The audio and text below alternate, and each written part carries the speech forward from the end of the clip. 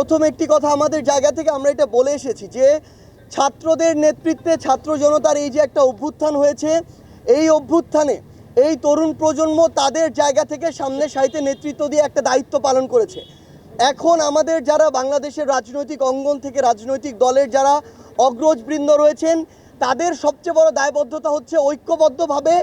যে আওয়ামী লীগ বাংলাদেশে 5 আগস্ট অপ্রাসঙ্গিক হয়েছে, যে আওয়ামী লীগ ছাত্রলীগ যুবলীগ এই নামগুলোকে ব্যবহার করে এই সন্ত্রাসী কর্মকাণ্ড এবং গণহত্যা হয়েছে,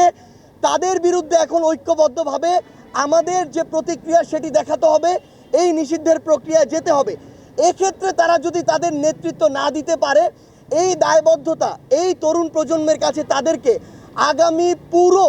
যে সামনের দিনগুলো রয়েছে, যুগের পর যুগ এই দায়বদ্ধতা তাদেরকে বহন করতে হবে। এবং আমরা আমাদের জায়গা থেকে আরেকটা জিনিস স্পষ্ট করে বলেছি,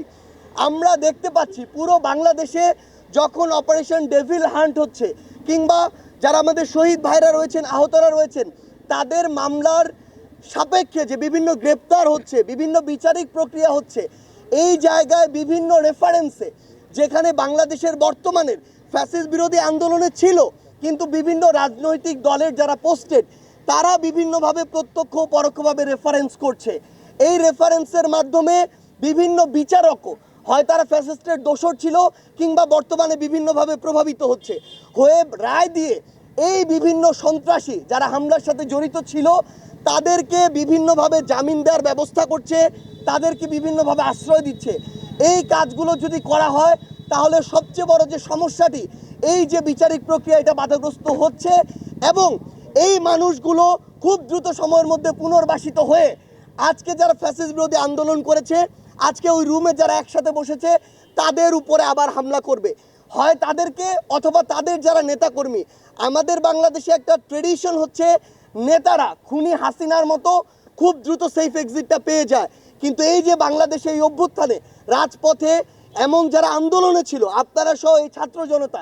তাদেরকে কিন্তু ওই খুনি হাসিনা এবং তার দোসররা ছাড়বে না। সেই জায়গায় আমরা প্রত্যক্ষ এবং পরোক্ষ কোনো ধরনের নেগোসিয়েশনের চিহ্ন দেখতে চাই না। যারা দোষী, যারা খুনি, যারা খুনিদের দোসর, তারা যেই দলের যেই মতেরই হোক না কেন তাদের শাস্তি হতে হবে, এবং এই বিচারিক প্রক্রিয়ায় কোনো ধরনের আমরা হস্তক্ষেপ প্রত্যাশা করি না, এটা আমরা আমাদের জায়গা থেকে স্পষ্ট করে দিয়েছি। এবং এমন যদি কোনো কিছু দেখি তাহলে আমরা আমাদের জায়গা থেকে জাতীয় নাগরিক কমিটি বলেন আর বৈষম্য বিরোধী ছাত্র আন্দোলন বলেন, আমরা ঐক্যবদ্ধভাবে আবারও হয় ওই ব্যক্তি কিংবা ওই প্ল্যাটফর্ম তাদের নামে আমাদের যে আবার প্রতিবাদ সেটি আমাদের জায়গা থেকে শুরু হবে। কারণ এই অভ্যুত্থান পরবর্তী সময়ে আমাদের সবচেয়ে বড় প্রথম এবং প্রধান দায়বদ্ধতা হচ্ছে ওই খুনিদের বিচার করা, এটা আমরা আমাদের জায়গা থেকে স্পষ্ট জানিয়ে দিয়েছি।